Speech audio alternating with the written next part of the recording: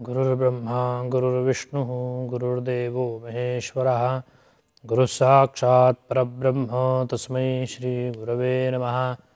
ओङ्कारप्रौढमूलः क्रमबद्धसहितश्छन्दविस्तीर्णशाखः ऋक्पत्रस्सामपुष्पो शजुरधिकफलोऽथर्वगन्धं दधानः यज्ञच्छायासमेतो द्विजमुदभगणैः सेव्यमानः प्रभाते मध्ये सायन्त्रिकालं सुचरितचरितः पातु वो वेदवृक्षः सदाशिवसमारम्भां शङ्कराचार्यमध्यमाम् अस्मदाचार्यपर्यन्तां वन्दे गुरुपरम्पराम्। ब्राह्मणेन निष्कारणेन षडङ्गः वेदः अध्येतव्यः ज्ञातव्यश्च। इस नियम के अनुसार ब्राह्मण जन्म में आने के बाद, उपनयन होने के बाद हर ब्राह्मण का यह कर्तव्य होता है कि वो जिस शाखा का अध्यय है, जिस शाखा में उसका जन्म हुआ है, उस शाखा का, स्वशाखा का अध्ययन, षडंग सहित अध्ययन उसको करना चाहिए। ये श्रुति वाक्य है, ये किसी ने बताया हुआ नहीं है, ये श्रुति वाक्य है, श्रुति की यह आज्ञा है। तो इस आज्ञा को लेकर हर एक ब्राह्मण को षडंग सहित वेद का अध्ययन अवश्य करना चाहिए। और अध्ययन होने के बाद वह जो वेद है वो वेद समझना चाहिए। वेद समझना यानी क्या कि वेदों के मंत्र का अर्थ जानना, ये तो एक बात हो गई कि ये ठीक है भाई, एक मंत्र ले लिया। अभी ये अपना इस शुक्ल यजुर्वेद का आखिरी का मंत्र जो है हिरण्मयेन पात्रेण सत्यस्यापि हितं मुखम, तो ये अगर हम मंत्र लेते हैं और उसका शब्दार्थ जानने की कोशिश करते हैं तो इसका अर्थ ऐसा निकलता है कि यह जो मनुष्य जन्म है वो मनुष्य जन्म हिरण्मय पात्र है। हिरण्मय पात्र यानी सोने का पात्र, सुवर्ण का पात्र। सोने का पात्र यानी सो जाने का पात्र नहीं। तो यह मनुष्य जन्म जो है वो सुवर्ण का पात्र है, और सुवर्ण का पात्र लेकर यहाँ हम लोगों को भगवान ने यहाँ भेजा है। तो किस लिए भेजा है? उस पात्र के ऊपर अपिहितम यानी ये क्या है, ढक्कन क्या है उसके ऊपर? तो सत्यस्य अपिहितम, तो उसके मुख के ऊपर सत्य का ढक्कन भगवान ने दिया है हमको।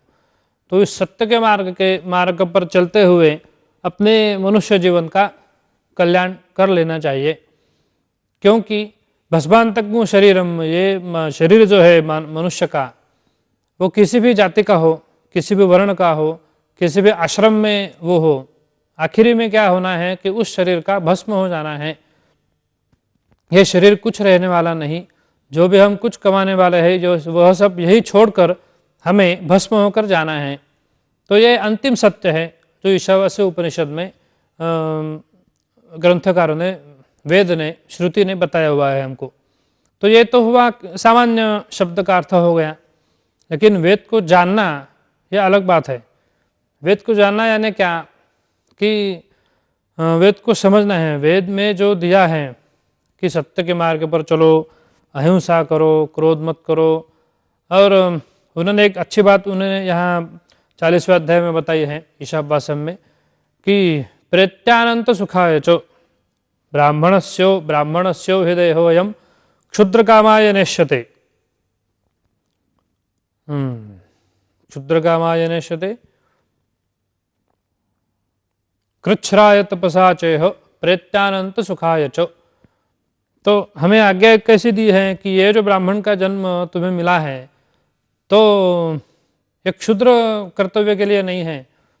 क्षुद्र माने क्या कि जन्म लेना, बड़ा होना, बड़े होते होते शिक्षा लेना, अच्छी शिक्षा लेना, अच्छी शिक्षा लेने के बाद कोई कर्तव्य यानी नौकरी वगैरह करना, शादी हो जाना, बच्चे हो जाना, बच्चे बड़े हो जाना, बच्चों की शादी हो जाना और मर जाना, ये सर्वसामान्य हो गया। ये तो सब करते हैं। भय, मैथुन, आहार और निद्रा, ये सब प्राणी मात्रों में है। लेकिन ब्राह्मण को क्या करना चाहिए कि ये सब तो करना है। मनुष्य जन्म की प्राप्ति हो गई तो ये सब तो होना ही है और होगा ही। वो करने के लिए अलग सा प्रयत्न करने की आवश्यकता नहीं है। लेकिन ब्राह्मण का जन्म जो है वो ये क्षुद्र उपभोग लेने के लिए नहीं है। ब्राह्मण जन्म में आने के बाद ब्राह्मण को तप करना चाहिए। और तप करना चाहिए यानी क्या करना चाहिए? किसी अरण्य में जाकर एक पाँव के ऊपर खड़े होकर हवा पीकर वगैरह ऐसा कुछ जप का मंत्र आवश्यकता नहीं है।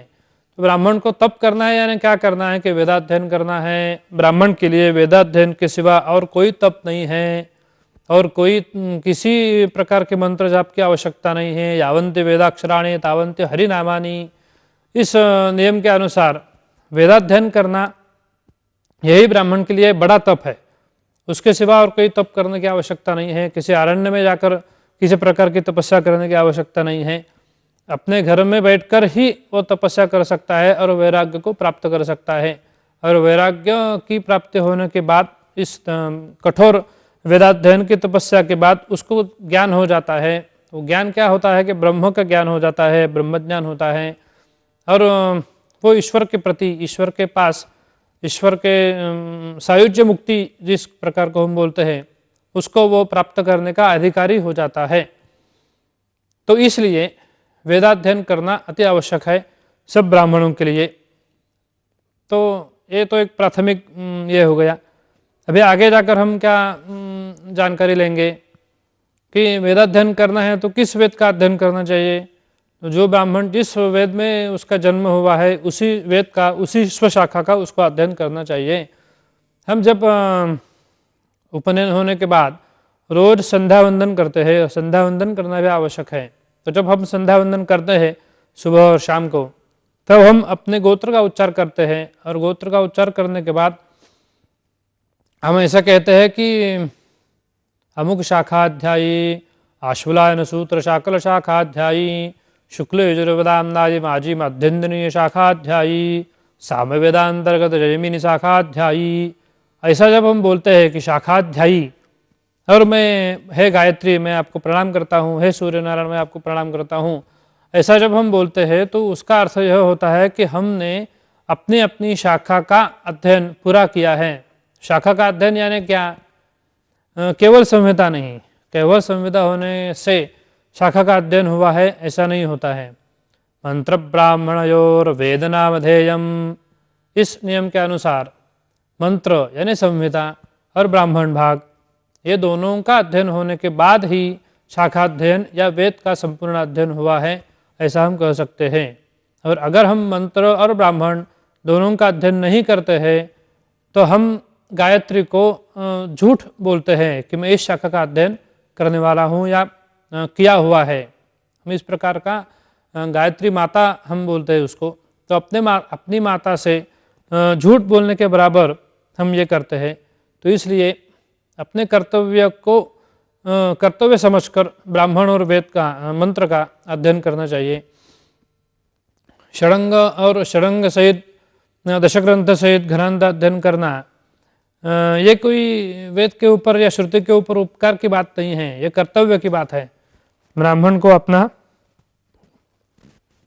कर्तव्य मानकर ये करना चाहिए। वो कोई उपकार नहीं कर रहा है।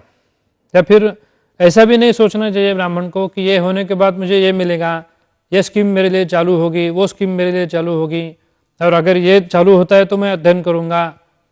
तो ऐसा भी नहीं सोचना है। निष्कारण है न, इस अध्ययन के बाद मुझे कोई मिलने वाला नहीं है, मुझे कुछ मिलने वाला नहीं है। अध्ययन करने के समय में और बाद में भी मुझे केवल आज्ञा दी गई है कि मुझे अध्ययन करना है, इसलिए मैं अध्ययन करता हूँ। इस प्रकार की कर्तव्य की भावना अपने मन में रखकर हर ब्राह्मण को इसका अध्ययन करना चाहिए। अभी हम आते हैं शुक्ल यजुर्वेद माध्यंदिनी शाखा की जानकारी लेने के लिए। तो ये जो शाखा है शुक्ल यजुर्वेद माध्यंदिनी शाखा, ये सब वेदों में, सब वेदों की सब शाखाओं में एक थोड़ी सी अलग सी शाखा है। अलग सी शाखा क्यों है? तो इसकी जो मंत्र बोलने की जो पद्धति है या स्वर देने की स्वर प्रक्रिया जो है वो इतर वेदों से, इतर वेद शाखाओं से बहुत ही भिन्न है, अलग है। इसलिए अगर 4 वेद के पारायण अगर चल रहे हो तो शुक्ल यजुर्वेद माध्यंदिनी शाखा का पारायण करता नज़र में आता है, क्योंकि उसके बोलने की शैली अलग है, उसकी स्वर प्रक्रिया अलग है। तो क्यों अलग है? तो ये जानने के लिए थोड़ा सा हम इतिहास में जाते हैं और देखते हैं कि इस शाखा के जो आद्य प्रवर्तक हैं वो महर्षि योगीश्वर याज्ञवल्क्य हैं। तो अभी ये याज्ञवल्क्य जी क्या थे, कौन थे, उन्होंने क्या किया है, कैसे इस वेद को प्राप्त किया है, इसके हम एकदम संक्षिप्त में जानकारी लेते हैं। महर्षि याज्ञवल्क्य अपने गुरु और अपने मामा वैशंपायन गुरु जी के पास वेदाध्ययन कर रहे थे। उनका वेदाध्ययन लगभग पूरा हो चुका था। छोटी आयु में उन्होंने, उनकी मेधावी बुद्धि होने के कारण उन्होंने जल्दी जल्दी अध्ययन पूरा करके कंठस्थ किया था उन्होंने वेद सब। और वो स्वाभिमानी थे, किसी भी प्रकार के लाचारी करने के विरुद्ध में उनका मन की ये थी।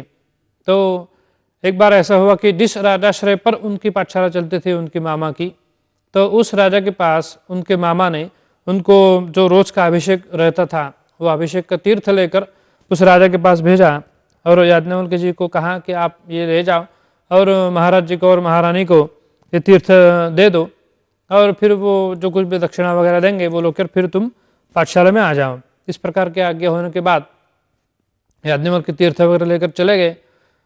लेकिन वहाँ जाकर उन्होंने देखा कि वो जो महाराज थे वो उन्होंने याज्ञवल्क्य जी के आने की खबर ली नहीं और अंतःपुर में अपने महारानी से वार्तालाप करते हुए वो बैठे रहे।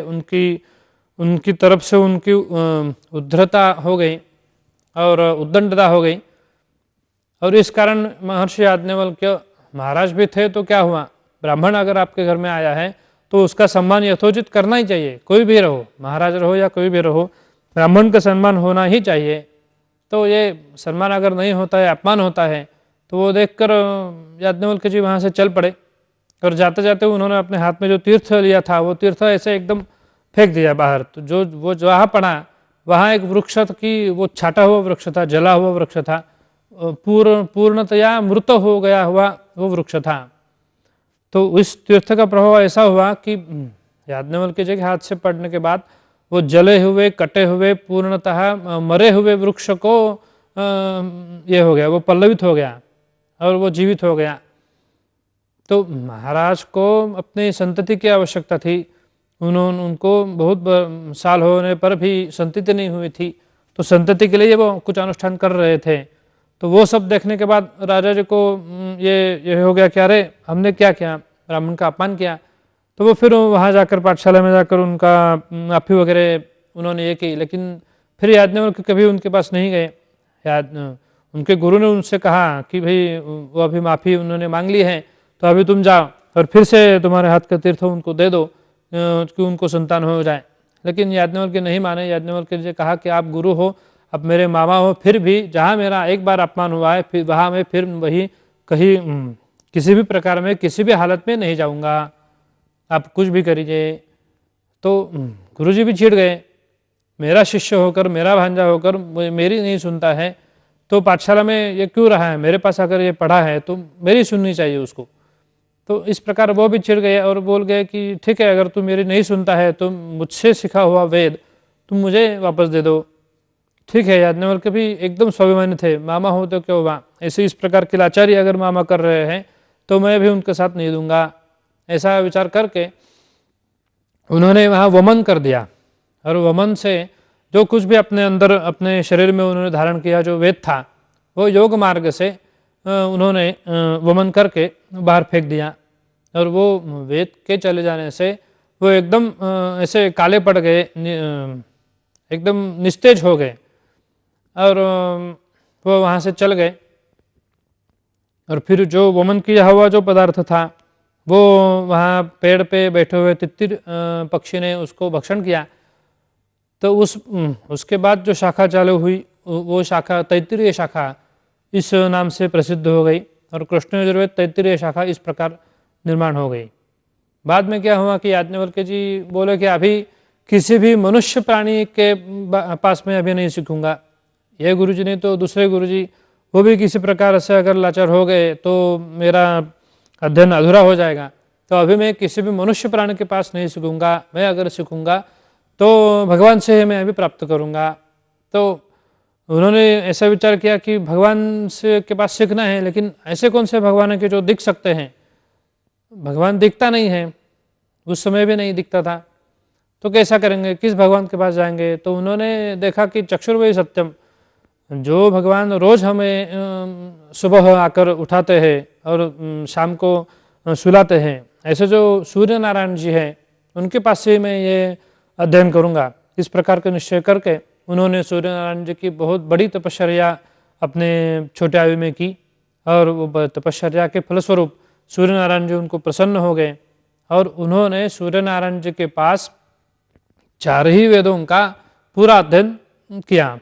उसमें और जो अध्ययन वहाँ हुआ, वो जो पहली शाखा प्रसृत हो गई, उस शाखा को शुक्ल यजुर्वेद माध्यन्दिनी शाखा इस प्रकार का नामकरण हो गया। अभी उसको शुक्ल यजुर्वेद क्यों कहा गया? शुक्ल यजुर्वेद की शुक्लता क्या है? तो ये शुक्लता है कि एक वो सूर्यनारायण जी के पास से उनको हस्तगत हो गया, तो सूर्यनारायण जी का जो कुछ भी काम है वो एकदम साफ सुथरा है, सत्य, उनका जो कुछ भी काम है वो सत्य है। सूर्यनारायण जी के आने के बाद कोई भी पापकर्म नहीं होता है, उनके किरण के आने के बाद पुण्यकर्म चालू हो जाते हैं। तो उनसे शिक्षा लेने के बाद जो वेद तैयार हो गया वो शुक्ल यानी शुद्ध ऐसा हो गया। वो कैसा हो गया कि मंत्र विभाग और ब्राह्मण विभाग दोनों विभाग अलग हो गए और दोनों विभागों में उन्होंने मंत्र विभाग के माध्यम से, ब्राह्मण विभाग के माध्यम से श्रौत यज्ञों के बारे में या स्मार्त यज्ञों के बारे में अध्वर्यु का जो ये रहता है, कार्य रहता है, उसके ऊपर बहुत बड़ा उसका विनियोग, उसका विधि और उसका मंत्रोच्चारण ये सब उन्होंने दिया। और वो मंत्र विभाग अलग कर दिया और ब्राह्मण विभाग अलग हो गया। इसलिए उसकी शुक्लता, शुद्धता बहुत ही असीम सीमा पर पहुंच गई। और उसके तुलना में अगर हम कृष्ण यजुर्वेद का विचार करते हैं तो कृष्ण यजुर्वेद में मंत्र विभाग और ब्राह्मण विभाग दोनों ही एक साथ ही हैं। मंत्र विभाग कुछ होने के बाद फिर ब्राह्मण आता है, फिर ब्राह्मण होने के बाद फिर मंत्र विभाग आता है। तो इस सम्मिश्र विभाग होने से उस वेद को मालिन्य आ जाता है और उसका इसलिए वो कृष्ण कहलाता है। तो इसलिए ये कृष्ण यजुर्वेद हो गया। और ये जो याज्ञवल्क्य जी ने प्रेरित किया, याज्ञवल्क्य जी से प्रेरित हुआ, वो शुक्ल यजुर्वेद बोला गया। तो इस प्रकार शुक्ल यजुर्वेद माध्यन्दिनी शाखा की निर्माण हो गई। बाद में उन्होंने अपने शिष्य प्रशिष्यों के माध्यम से इस शाखा का प्रचार प्रसार हो गया। और आज हम लोग जो बोल रहे हैं वो उनके ही बताए हुए मार्ग पर, उनके बताए हुए नियम पर उन्होंने जो प्रातिशाख्य शिक्षा आदि ग्रंथों का निर्माण करके जो नियम बताए हैं वेदों के, उस नियम के अनुसार ही आज भी उसी प्रकार बोला जाता है, शुद्ध परंपरा से बोला जाता है। उसमें एक और हस्ती का नाम लेना यहाँ आवश्यक मैं मानता हूँ कि वेदभास्कर पंडित श्री कृष्ण भट्ट गोडसे जी। तो उन्होंने अपने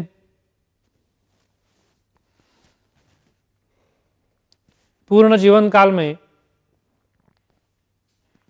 वेदाध्ययन और अध्यापन करके हम लोगों पर बहुत बड़े उपकार किए हैं।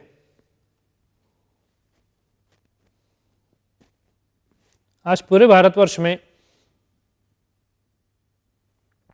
जो अच्छे बोलने वाले वैदिक जो है, नामी वैदिक जिसको हम बोलते हैं, प्रसिद्ध वैदिक जिसको हम बोलते हैं, वो वैदिक लोग इन्हीं के शिष्य प्रशिष्य हैं।